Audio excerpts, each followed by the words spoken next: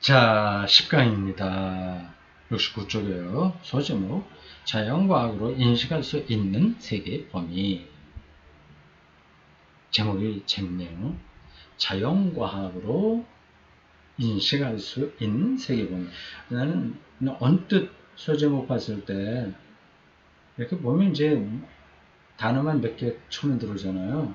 인식할 수 없는 이라고 생각을 했습니다. 자연과학으로 인식할 수 없는 세계 범위. 그래야 뭔가 좀 대화가 될 것 같은데, 있는 이군요.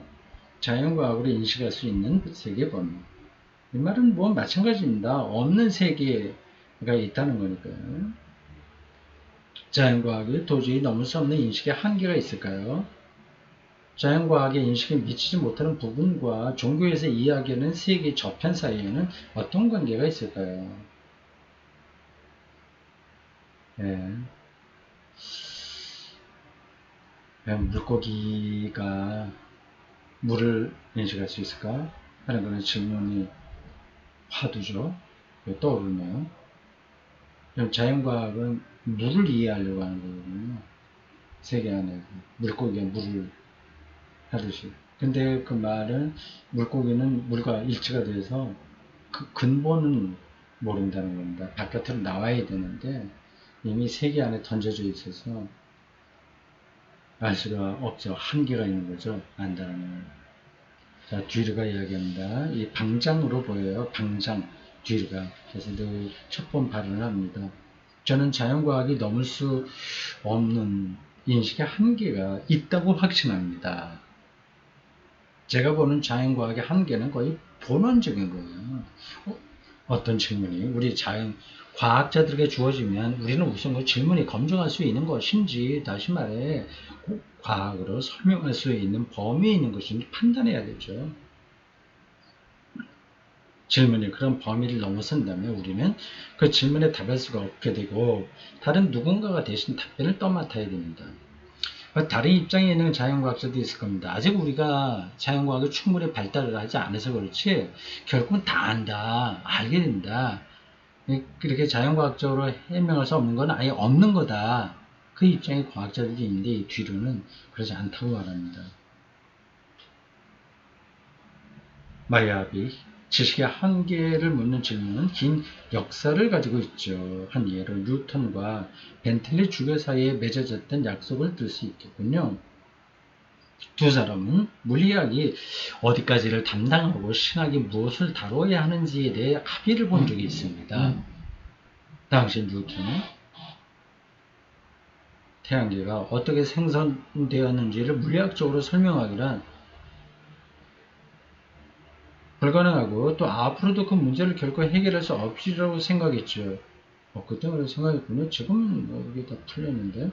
그래서 그는 태양계의 생성에 관한 한 신학자들이 생성에 관한 한 신학자들의 담당해야 할 문제라는 뜻을 밝혔습니다. 우주가 언제, 현재 어떻게 움직이고 있는지는 물리학자가 설명해야 할 일이지만 이 아름다운 우주가 어떻게 생겨났는지는 신학의 창조론이 간단히 설명할 수 있다는 것이죠. 그 뒤 몇십 년이 지나지 않아 칸트는 태양계의 생성에 관한 최초예요. 그리고 그 근본적인 내용에서는 오늘날까지도 유효한 이론을 내어놓았지요. 신학자와 물리학자의 관계는 언제나 그런 식이었습니다. 얼마 동안은 물리학자가 물리학과 신학의 영역 간의 일정한 경계를 인정하다가 어느 순간에 가면 다시 그 경계를 넘어서고 마는 것이지요. 이런 식으로 신학자 쪽이 계속 수세에 몰려왔던 겁니다. 그건 뭐 역사적 사실이죠. 네. 뒤로는 인식할 제한 과학이 인식에 한계가 있다고 얘기했는데 요 마이어는 마이 아비에는 좀 안 그런 듯이 이야기하는데 뭐 끝까지 읽어봐야 되겠죠? 아직은 그 역사를 보면 점점 신학이 수세에 몰려서 자기의 이 세계를 해명하는 그 역할이 줄어든 거 분명합니다. 그렇지만 저는 과학에 한계가 있는가라는 문제의 제기 자체가 잘못되었다고 봐요. 이런 질문을 받았을 때 이러이러한 것까지는 우리가 설명할 수 있고 나머지는 신학자들의 몫이라는 식으로 말할 수는 없는 거예요. 이건 맞는 얘기입니다. 과학의 한계는 바로 그것이 과학이라는 데 있습니다. 과학은 대상을 객관화하는 과정을 바탕으로 하는데 바로 대상을 객관화한다는 단순한 사실이 과학이 안고 있는 한계라는 거지요.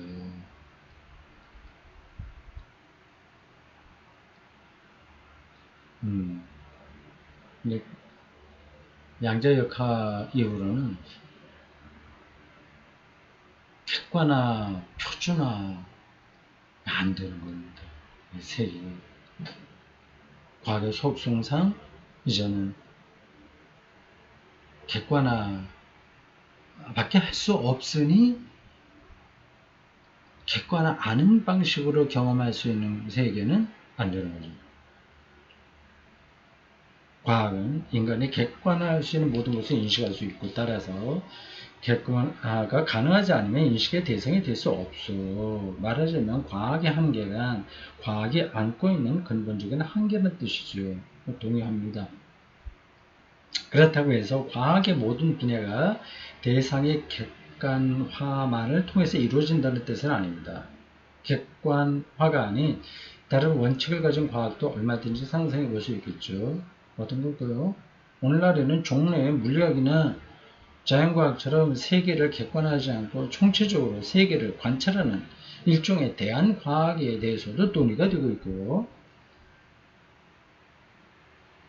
물론 그런 과학도 언젠가는 종래 과학이 했던 똑같은 질문을 또다시 던지게 되겠지만 말입니다. 대안과학 이게 뭘까 모르겠네요. 자, 무칠러 카드르 신학자. 글쎄요, 벤틀리와 뉴턴의 문제는 그렇게 간단하게 넘어갈 문제가 아니라고 생각합니다. 그건 다음과 같은 이유 때문이죠. 뉴턴은 태양계가 생성될 당시의 초기 조건을 설명할 수 없었습니다. 그런 사정은 오늘날도 마찬가지고요. 그렇죠. 태양계 수, 금, 지와 목도, 천해명 이런 행성이 있고 그 행성에 또 위성도 있고 하잖아요.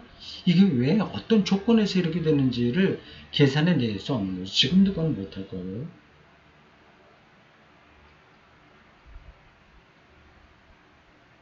태양계를 포함하고 있는 더 큰 규모의 천체 조직을 출발점으로 한다면 태양계가 생성될 당시의 상태를 추론해낼 수 있겠죠. 하지만 그 경우 우리가 규모가 더 큰 천체 조직에 대해 완전히 알지 못한다면 그러니까 우주를 다 포함한 그 모든 것을 알지 못한다면 태양계 생성의 필연적인 과정은 불확실해지고 모든 조건들은 우연한 것이 되고 맙니다. 이게 바로 생물학이 우리가 이 방식으로 다 해명할 수 있어 생명현상 그것에 대해서 제가 앞 시간에 그렇지 않다 얘기한 거하고 연관되는 겁니다. 그러니까 태양과 수금지와 목도 천해명 이 태양계의 그 조건 이렇게 될 수밖에 없는 조건은 우주 전체 틀 안에서만 계산이 된다는 거죠. 근데 그 전체 틀을 우리가 아는 건 불가능한 거 아니겠어요? 지금 지구 안에 있는 이 생명 현상도 거기서 수부 같은 데서 분자가 되고 요거는 설명할 수 있으나 왜 꼭 그래야만 되는지는 그렇게 과학적으로 논증이 될 수 없습니다. 우연한 사건들이 이게 봐야니까요. 연관되는 문제예요. 이렇게 초기 조건에 대한 질문을 그보다 상위에 있는 전체 조직에 대한 질문으로 미룰 수는 있지만 그런다고 문제가 완전히 해결되지는 않습니다. 어느 지점에선가는 또다시 태양계 생성의 필연적인 과정을 설명할 수 없게 되니까요. 단계 올라가서 더 큰 데 가야 되는데 결국은 불가능한 거죠. 바로 이런 점이 물리학적으로 세계를 설명하려 할 때 부딪히는 한계지요. 말하자면 우리는 한계를 넘어선다기보다는 옮겨놓고 있을 뿐입니다. 조금 단계고요. 근데 그건 뭐 다 맞는 이야기인데 자연과학자들 중에서는 그래 시간만 지나가 봐 결국 다 알게 돼 이런 입장이 있는 사람도 있습니다. 마이아비 앞에서 설명했던 사람 잠깐 이 무칠러하고 입장이 다른 것처럼 보이는 이 사람 얘기입니다.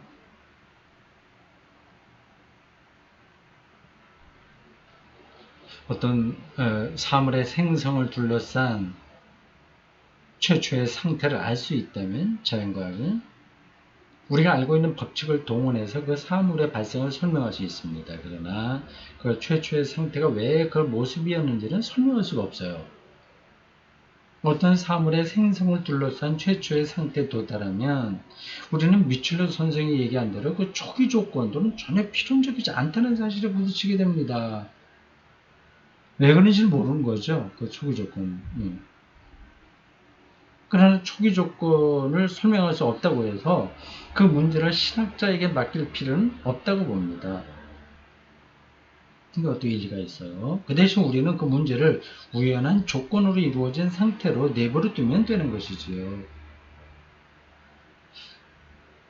우연한 조건. 그게 신학하고 연관됩니다. 신하고 연관됩니다. 그것이 곧 과학의 한계를 뜻하는 것은 아니라는 점은 우리가 이미 지적한 바 있고요.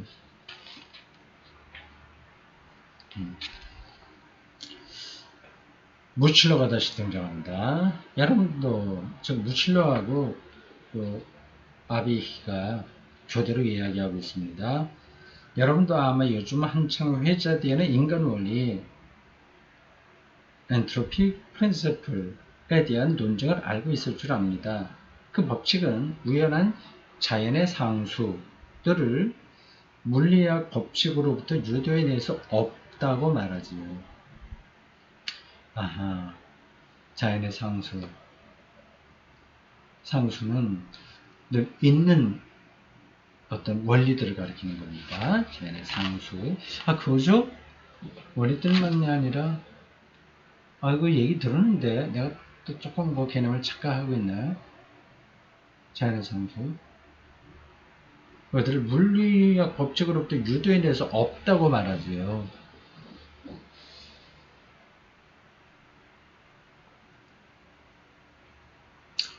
블랙홀, 이것도 상수죠. 자연의 상수.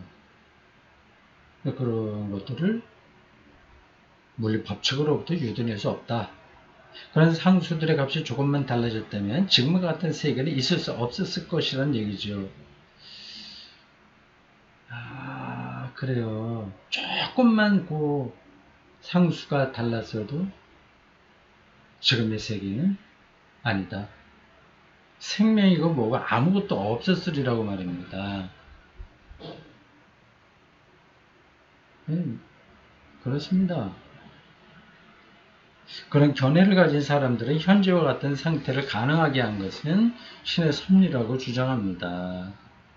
저는 그 인간 원리를 대변하는 입장은 아닙니다만 세계의 우연성 뒤에 신의 역사 여기서는 히스토리가 아니라 work 있다고 보는 견해도 존중해야 한다고 생각해요. 신학이 그 세계의 우연성을 신의 활동으로 봅니다. 물론 그런 사실이 생각의 사실이라고 증명할 수는 없지만 그렇다고 모순이라고 증명할 수 없으니까요. 이 대목에서 판넨베르크가 등장합니다. 나와야죠. 판넨베르크가 이 자연과학, 자연신학, 과학신학 이런 걸 얘기할 때 이 우연성 개념을 굉장히 중요하게 다루고 있습니다.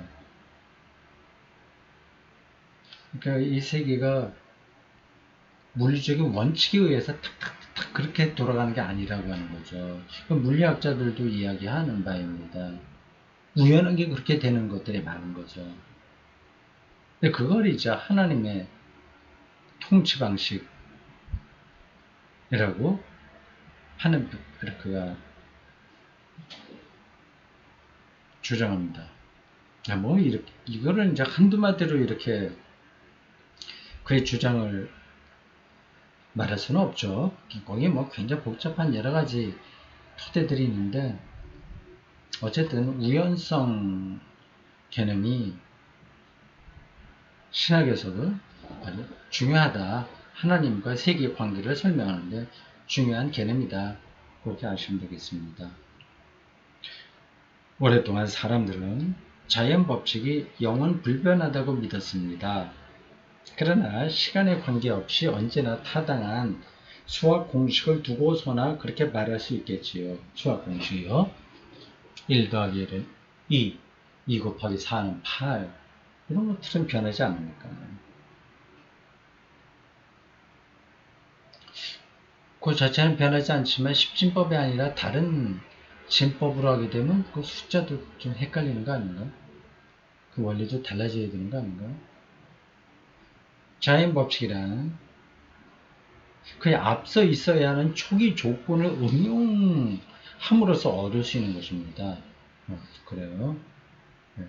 앞에 있는 그것들을 전제하고 그 다음 뭐가 나오는 거예요. 과학에서 원리라는 게. 이 말은 자연 법칙은 영원 불변한 것이 아니라 그러니까 앞에 있는 초기 조건이 달라지면 결과도 달라지게 되죠.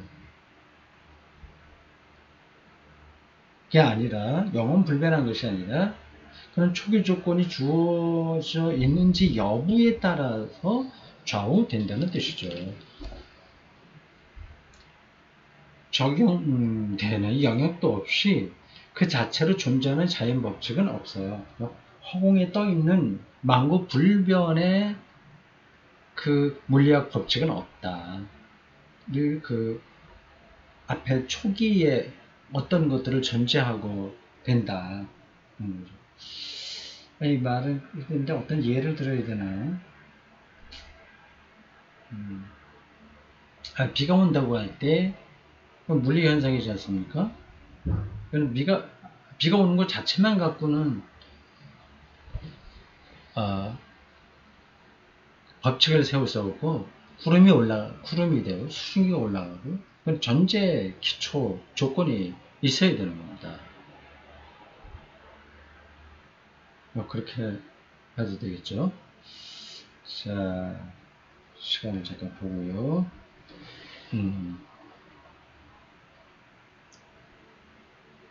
어떤 법칙이 적용되는 영역은 우주의 역사가 흘러가는 과정에서 생겼다고 밖에 말할 수 없다고 봅니다. 그 말은 수학 공식들이 영원히 옳기는 하지만 그 공식들 역시 적용되는 영역을 갖는 자연 법칙이기 때문에 어떤 영역, 범주겠죠?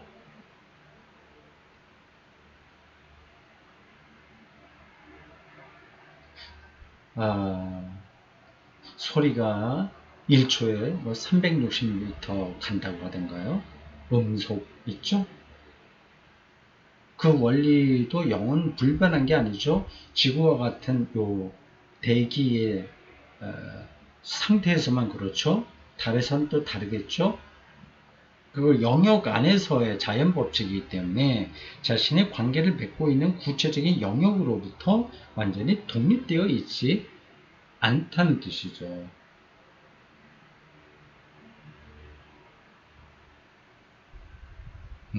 그 중력도 다 별에 따라 다르니까 지구에 있는 것들이 다른 데로 똑같이 적용되지는 않습니다.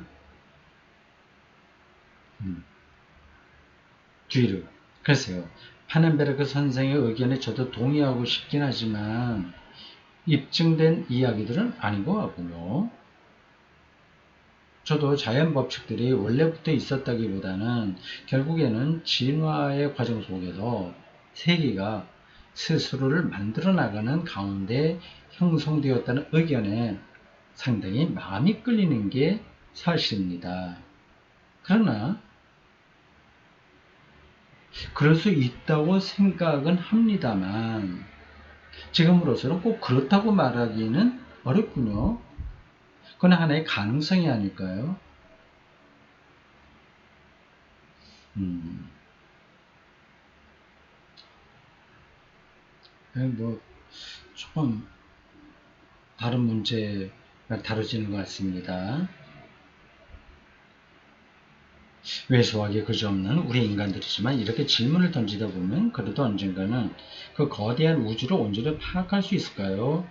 이렇게 문장이 하나 중간에 들어 있습니다. 그걸 이제 한두 사람 발언으로 정리하는 것 같습니다. 그건 이제 편집된 거죠. 뒤르가 합니다.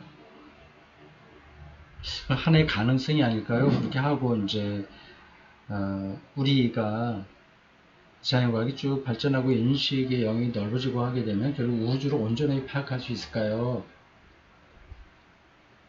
그런 질문이에요. 그것에 대해서 파악할 수 있다 그렇게 생각하는 과학자들도 있겠죠.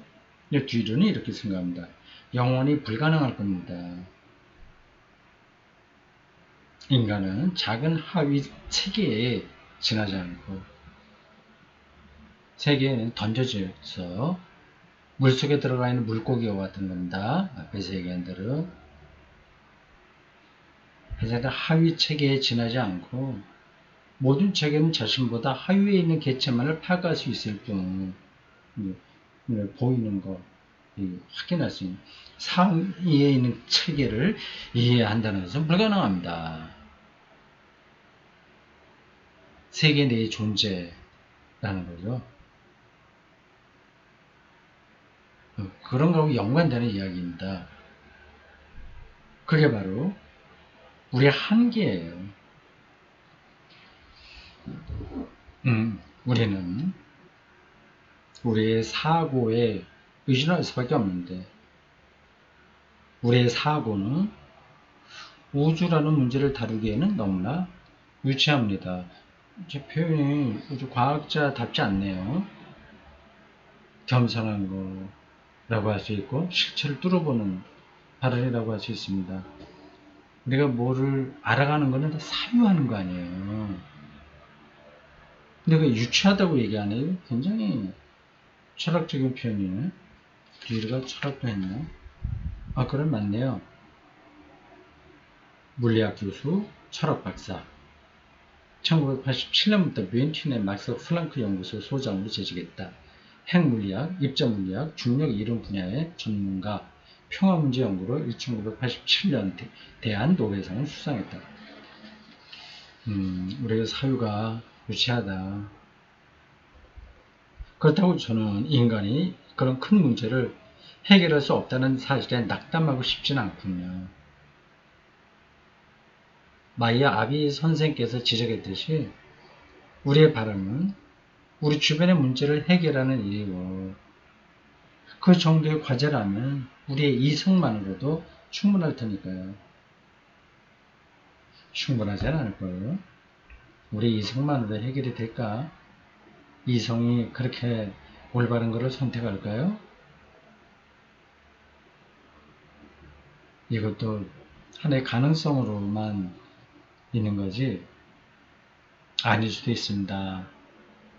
인간의 사유와 이성이 인간 자체의 파멸을 불러올 수도 있습니다. 그건 흔하게 많이 이야기하는 것들이죠.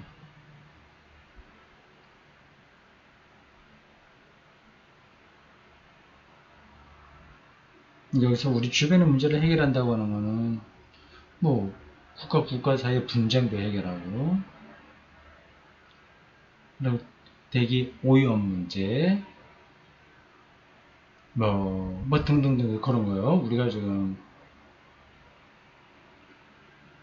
개인이나 아니면 국가나 아니면 글로벌 차원에서 문제가 되고 있다고 하는 것을 해결하는 거죠. 그건 상당 부분에서 해결하게 될 겁니다. 근데 해결하는 과정에서 또 문제가 일어나고 도대체가 어떻게 어떻게 해서 이 문제를 다 해결할 수 있을지는 그건 확실한 게 하나도 없습니다.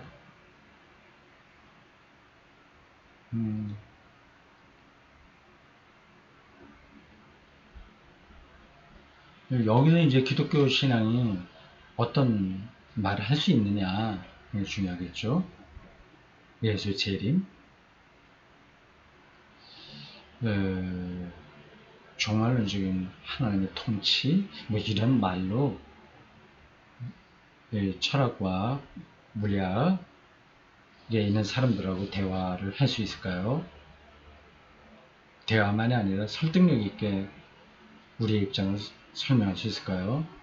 숙제죠. 해야죠. 마지막으로 파넨베르크의 발언입니다. 우리가 스스로를 얼마나 위대한 존재로 생각하든 간에 아주 위대한 면이 없는 건 아닙니다만 여러 가지 면에서 위대한 점이 있죠. 노벨상에 해당하는 일들은 다 위대하다고 봐야죠. 평화상도 있고 등등. 그런 위대한 면이 없는 건 아닌데 어떻게 생각하든 간에 우리 인간들은 어디까지나 아주 제한된 존재예요. 그걸 성경은 피조물이라고 말하죠. 제한된 존재. 뒤로가 얘기한 그 우리의 사유가 유치하다. 그거 다 연관되는 겁니다. 우리 인간들은 어디까지나 아주 제한된 존재예요. 이 점을 잊어서는 안 됩니다. 이는 단순히 설교 쪽으로 하는 이야기 아닙니다. 우리가 이렇게 제한된 존재임에도 불구하고 우주 전체에 대한 질문을 던지는 이유는 그것이 인간의 본능이기 때문이죠.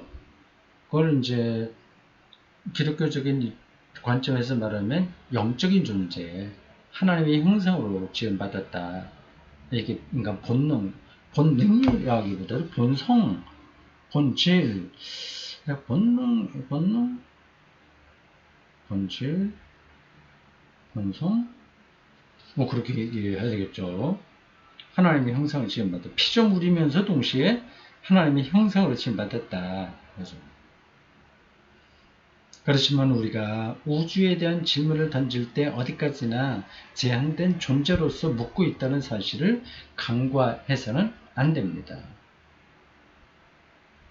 어차피 우리는 신이 아니니까요. 여기서 신은 또 이제 과학자들은 또 여기 이제 그거를 이제 오해할 수 있습니다. 파넨베르크가 신이라고 하는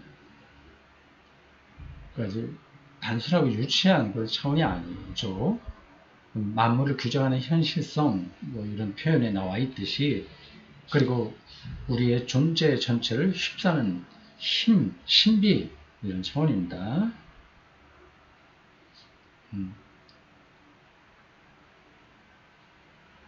신이 아니니까요. 인간이 자신을 신이라고 착각할 때 모든 걸 할 수 있다고 하는 거고요. 현재 자연과학이 신의 역할을 하려고 합니다. 모든 문제를 다 해결할 수 있다고 말하고 있어요. 만들어진 신이라든지 그런 지난번에 알렉산더 맥그레스 책을 읽을 때 맥그레스가 문제로 삼은 몇몇 학자들이 있지 않습니까? 그리고 우리나라에도 그런 학자들이 제법 많이 있습니다. 시간이 문제이지 결국 과학이 모든 문제, 인간 문제를 해결할 수 있다. 그 얘기 주장하고 있습니다. 그러니까 자신을 신이라고 착각하는 거죠. 착각할 때 불행이 따르기 마련이죠. 그거는 창세기에 이미 하나의 설화 방식으로 많이 언급된 것들입니다. 바벨탑을 쌓는다거나 눈이 밝아진다고 하는 유혹으로 선악과를 딴다거나 먹는다거나 이렇게 자기를 신성화시키는 작업이죠. 불행이 따르기 마련이죠. 그렇게 착각하는 것 또한 우리 인간들의 타고난 성향이기도 하지만요. 이걸 기독교적으로 얘기하면 죄성인 거죠. 그래서 신처럼 높아지려고 하는 자기 연민과 자기 욕망. 그래서 참 복잡하죠, 인간은.